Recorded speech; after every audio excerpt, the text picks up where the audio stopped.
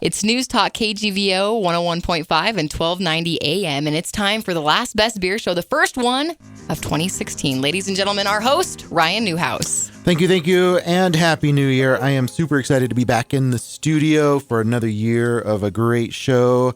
We've got a lot of cool guests coming up, not only this month, this year. We're planning it out. We've got fun road trips planned.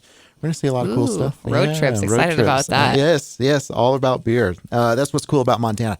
You get out and see cool places, do cool things, but then at the end of the day, you have good beer. I'm excited about the Brews Cruises for 2016. Oh, yes. We will have 2 Brews Cruises coming up. Yes, with Missoula Craft Beer Week in April and May, and then another one in September. But already, even sooner than that, let's do some save the dates here. So next Tuesday, 12th of January, is our next Business and Brews. This one's going to be at Kettle House Southside.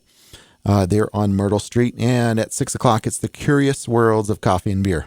And I know a lot of people had questions about this, and there may not be another workshop like this one. So if you're interested, please get signed up, and we hope to see you. Absolutely. Yep. Tickets are now available at Kettle House Southside. They're only $10. Profits are going to help disadvantaged youth in the Missoula area. Your ticket gets you beer, coffee, and thank you so much to Burn Street Bistro, some great pasties that they're going to be bringing in as well for free charge. And the money for a good cause, too. Money for a good cause. So, yes, Tuesday, January 12th, 6 o'clock, save the date.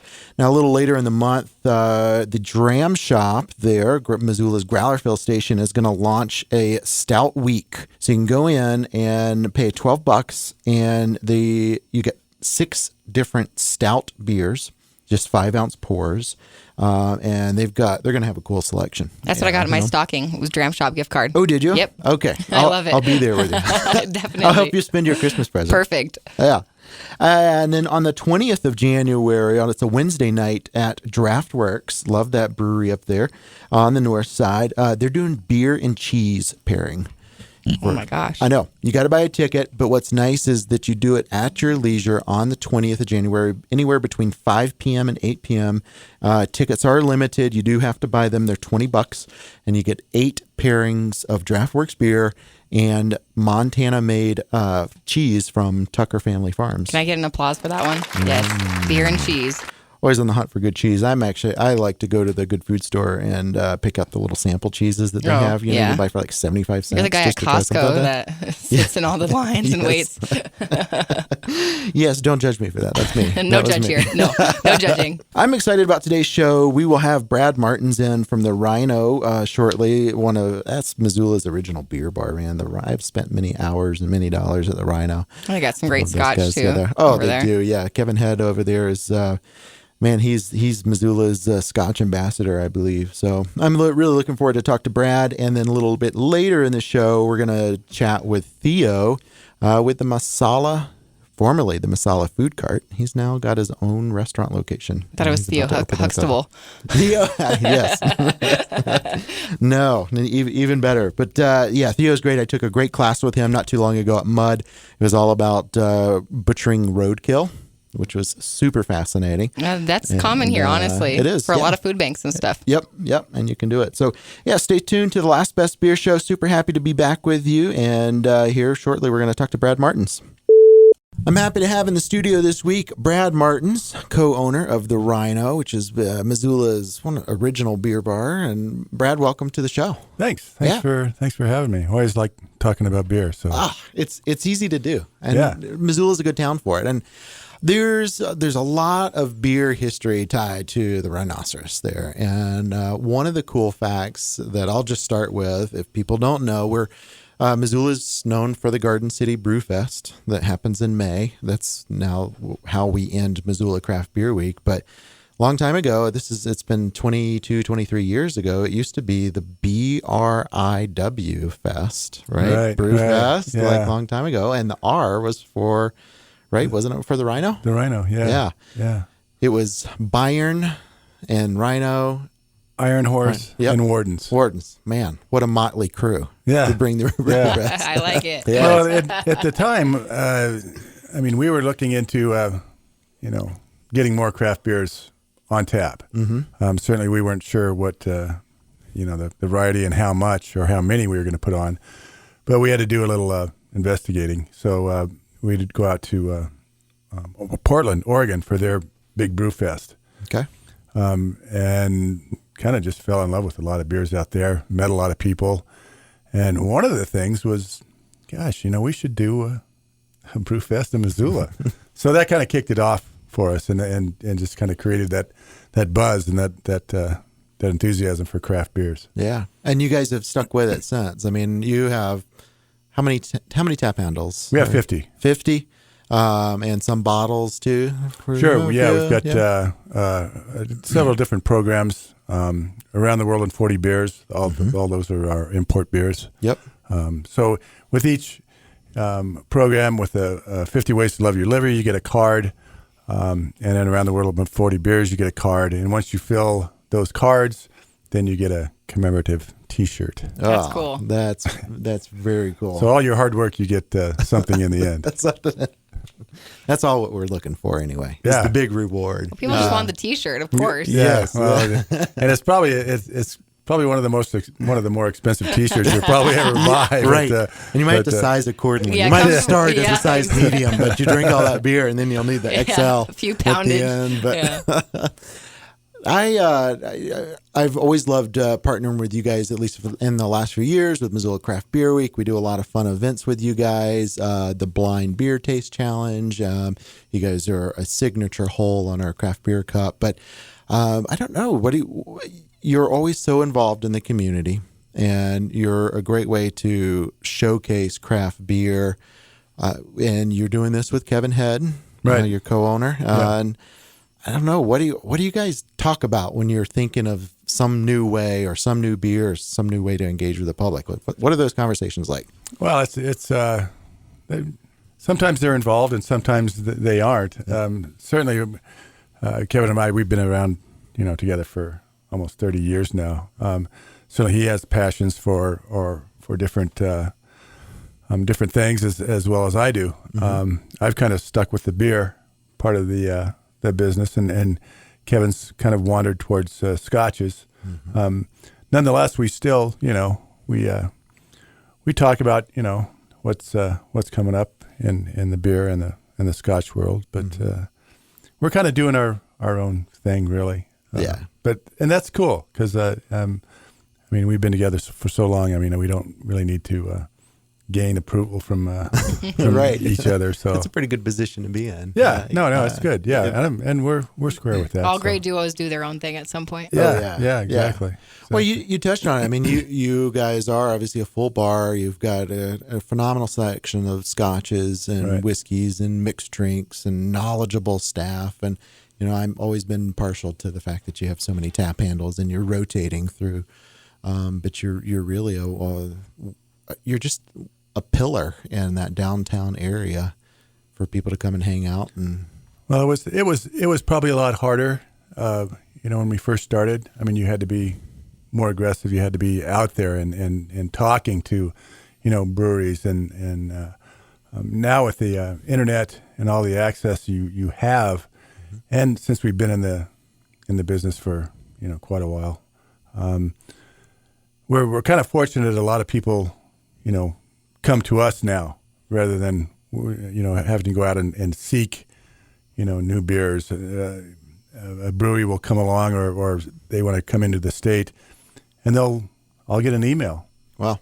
And say, hey, can we stop by and taste you some of our wares? That's awesome. So with how popular craft beer is becoming, are you actually, how many people do you have to turn down that you can't hold, or do you? Well, that's a good question, because there's a lot of beers out there that and this is kind of the way I categorize it. Some do well in grocery stores, mm-hmm. and some do well at the Rhino. Our client base, they've kind of expected a profile of really good beer, and I appreciate that, and that's what I want to showcase as well. So there are some breweries that certainly they're trying to cater to their demographic, where mm-hmm. if they're coming from a yellow beer drinking community or a certain part of town, their beers, they're going to try and suit those for or captivate that audience. where at the Rhino, they're kind of snobby, really, which is, I mean that. So you do have to turn some down. I mean that in a good way, but yeah, Sure. but so it'll suit a grocery store or a tap room, but not necessarily the Rhino. Not saying it's bad beer. Yeah. It's just a style that when they come to the Rhino, they expect, something a little more. Top of the shelf. Yeah, you know your customers real well. You're in this great position to see both sides. You're engaging with the people who produce beer. You're engaging with the distributors who are also trying to promote beer and have a business. You're selling it to the consumer. Right. You're consuming it too, like it's something that you enjoy. But Montana, of course, we've got a lot going on legislation wise. And you're involved, right, with looking forward into 2016, and let's what do you have going on with the legislative part? It's that's going to be another hurdle, I think, for this industry. Last legislative session, we had a bill. We thought everybody was on board with it. Of course, the wholesalers found some trouble with it. The tavern owners and the brewers kind of joined forces, but it is a 3-tier system, so we need to make sure that everybody's together on this. So that bill failed. We're kind of back at the drawing board again now. So we really have to sit down and be progressive on how we want this industry to move. Especially, Montana right now, we've got a great selling point. We've got great beers, we've got distilleries, we've got great bars, and the best thing about it is that we've got Montana as a backdrop. Yeah. We can turn this whole industry into something that it's going to be great for everybody that lives here. It's going to be great for the state. It's a great profile, I think, for all of us. You have a good staff, and I appreciate you coming down this evening and sharing with what's going on at the Rhino. Always love to hang out there and drink good beer, and look forward to a very tasty 2016. So thanks so much for coming down. Yeah, thanks for your time. Awesome. Good. Well, stay tuned for this commercial break, and we'll be back with a lot more at the Last Best Beer Show on Newstalk KGVO. Love craft beer and want to learn how to brew your own? Take this online course to get insider tips from Montana brewers and top secret recipes for local favorites. Newstalk KGVO in the first Last Best Beer Show of 2016. Ladies and gentlemen, our host, Ryan Newhouse. Thank you, and welcome back to the Last Best Beer Show. I always like to keep an eye on what's happening in the national news beer-wise, and we've talked about it before, and I tell you, we'll keep talking about it all year long, but our Anheuser-Busch, the big InBev macro beer producers, they are still on a buying frenzy. They're buying up a lot of craft breweries across the U.S. Over the holidays, we saw them acquire Arizona-based Four Peaks Brewing Company. They're actually one of Arizona's largest craft breweries up there. And I'll have to double check my stats, but I do believe that Four Peaks has some ties to some Montana breweries, in fact. So. I also heard they're trying to change their bottles and cans to look more like craft beer. Oh, really? Yeah. That would be, yeah. It looks like they're trying to compete, obviously. They are. And we talked about this with, Ballast Point and, Poke Fun, that they're used to be a craft brewery and then they're not. But then all of a sudden, guess what happens? Ballast Point comes to Montana because they can. Yes. Because you can get distribution. And I do know, I can't announce yet, but we will see another California brewery come into Montana that I'm very excited about, really like their stuff, but they had actually recently sold to a large distributor as well. But I guess, here we are kind of reaping the benefits of that. So definitely, it's out there. There's pros and cons to everything. There are. But in the end, I tell you, if you are just making good beer, that's how you're going to stand out. And that could be local, that could be regional, that could be national, whatever. But good beer will take you far because guys like me, girls like you, we're going to talk about it, right? Fastest way to our heart, good beer. Ah, yes, that's it. Take note, everybody. That's it. I'm very easy that way. Bring me beer. I'll be your friend. I don't even want to know how much beer you got for Christmas.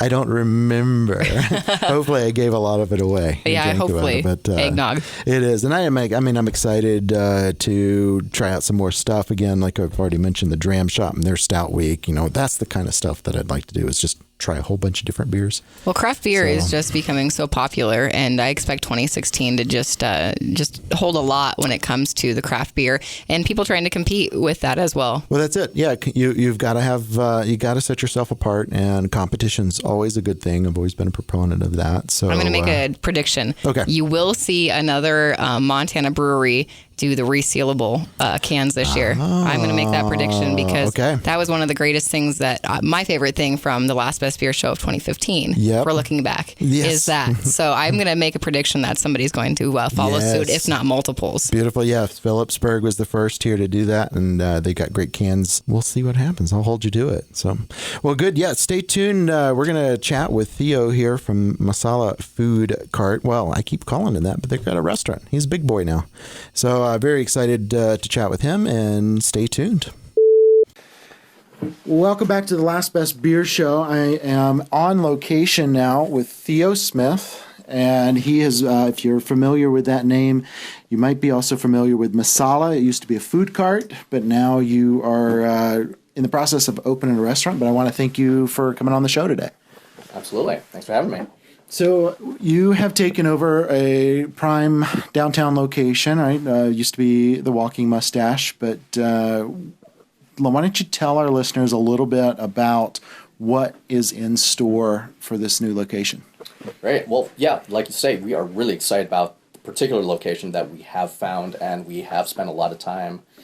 I've spent about a year trying to find the right spot, and this fits. This is it. We're really excited about it. But what's on the bill for it is we're really trying to take advantage of this amazing location that we have come across, which is in the middle of 9 different bars. There's a vibrant downtown scene during the day, so there's a lot of people around. There's a lot of traffic, and we're really hoping to really take advantage of that. Based on our operating hours. So we will be open 7 days a week. And on weekends, we'll be open till 3 a.m. And we've just installed a late night window. And we'll also be doing brunches on weekends as well, along with your kind of lunch and dinners as well. That is a very good plan. Yeah, and if our listeners aren't quite sure where this is, it's on West Main, and you're also literally right next door to Red's Bar, catty corner to Rhino, across the street from, is that the bodega?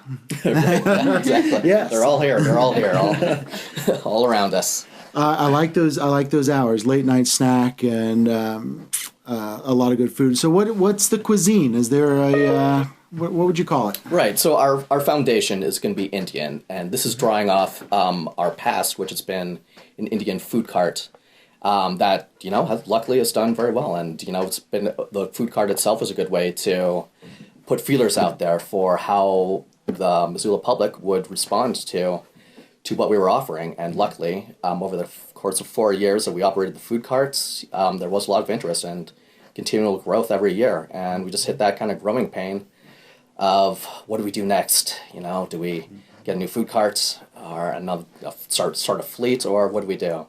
Decided we needed a kitchen, and this is how the restaurant developed, based on the fact that we either need to build a kitchen or find a kitchen that we could buy and work out of. So here we are, making it happen, and it's coming along quickly. So I asked you earlier when we were just chatting off radio that what's your plan for opening? I know there's been some construction delays there, but what's the date that maybe we can start looking for it? The date we're shooting for is February 1st, and as far as I know, with the way construction's been going, we still are on target for that opening date. Currently, we just got the kitchen completed, and so we have staff already running around helping devise recipes and figuring out the menu. So hopefully, very hopefully, at least the food, we have time to dial in the food and, just expand on all these recipes that we have offered at the cart, but just keep with a much bigger menu, and that's really exciting. I'm excited about that. For a little bit of backstory, I met you some months ago. You taught a very cool roadkill butchering workshop at Mud. That was just so fun for me. I think we were butchering a couple of lamb for fundraiser dinner, but I was absolutely just impressed, not only with your food knowledge and asking questions, but your respect for food when you're handling it physically.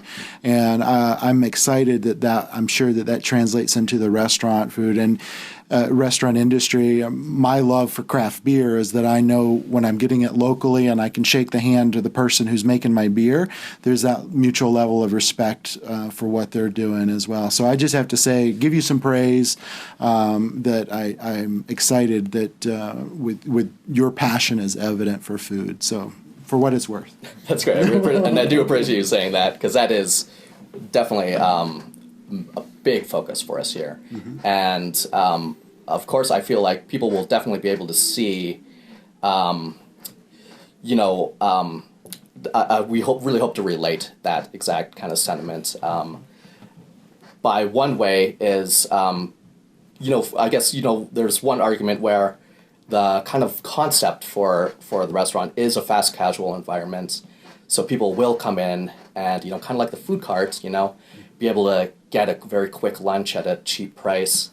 And so when thinking about that concept of how we wanted to do it, because that worked well, that's basing it off of the food cart that worked really well for us, where we were able to serve a lot of people in a short amount of time at big festivals, things like that, when, we really enjoyed that aspect of it. But, in a restaurant setting, it can be very easy to have that concept kind of feel like it's just a fast food environment. So trying to address that and have a transparency, to let customers see, the integrity of behind the food that's being made, is to exactly have a kind of open kitchen. So we've taken out a wall, for instance, that historically has separated customers from the kitchen. So people are going to be able to see pretty much everything that we're doing, from exactly butchering whole animals, which we do, working with local ranchers, to all the spices that will be displayed, and they'll see us, roasting whole spices and grinding them up, and see exactly, that we're not a fast food restaurant in the typical sense. We are doing it in the right way. Awesome. Well, I'm hungry now, and I've had lunch, but I'm still hungry. Being the Last Best Beer Show, and obviously we have a strong focus on beer, do have to ask about what not particular beers perchance, but obviously will people be able to get a beer while they have food with you? Absolutely, and that's something that's also really exciting, is we have purchased a beer and wine license, and we're in the process of getting that through, and we are currently set up for 8 taps. And yeah, we are still in the planning stage of trying to figure out what those beers will be. We'll have at least a couple that will be rotating, but we're trying to find pretty good setup and variety, and of course wine as well. So we are working pretty hard to sit down and put together a pretty also affordable wine list. Awesome. Well, we look forward to it. And so thank you so much for taking time out and letting us know about the new masala. And we'll keep February 1st circled on our calendar, but pay attention. I assume you do have a Facebook page. Is that right? We do, yes. Okay. I believe it's just Masala Missoula restaurants in Missoula. Yeah, and you can. That's how we have keeping the public updated on our progress. So look to that for sure. Great. We'll link to it on the Last Best Beer Show Facebook page and the blog as well. So you'll be able to find a link. And Theo, thanks so much for chatting with me today. Great. Thanks, Ryan. That's going to do it for this week's Last Best Beer Show. Thank you for tuning in. Stay tuned every Friday, Saturday nights for each show coming up. And this year, we're going to be talking with lots of people in the Missoula area. We've got Tim France coming on board from Warden's. We're going to also talk to some of the regional and national breweries, including New Belgium Brewing and Ballast Point Brewing. So stay tuned. Stay tuned to our Facebook page to see what's coming up. And one last reminder, Tuesday night, January 12th, come on out for the Curious Worlds of Coffee and Beer at Southside Kettle House. Get your tickets right now. They're $10. You can get them only at Southside Kettle House. The event is from 6 to 8 p.m. It's beer, it's coffee, and it's free food from Burn Street Bistro. So until next week, Missoula, cheers. Love craft beer and want to learn how to brew your own? Take this online course to get insider tips from Montana brewers and top secret recipes for local favorites.